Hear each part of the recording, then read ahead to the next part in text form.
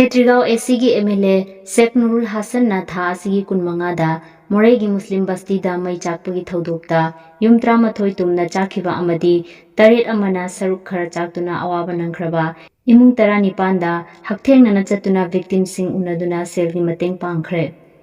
khongchat aduda MLA masana Meina Chakkhraba mafamsing adu Hakthengnana Yengsinduna loinana victimsing aduna khudaki oina mathau tagadaba potlamsinggidamakta selgi mateng panglamki MLA gi maikaidagi victimsingda mathau taba mateng pigani haina thajaba pikibaga loinana rehabilitation singgidamakta ahenba mateng launanaba governor in council amadi chief secretary da oiriba fibam asigi matangda paudamgani haina thajaba piramki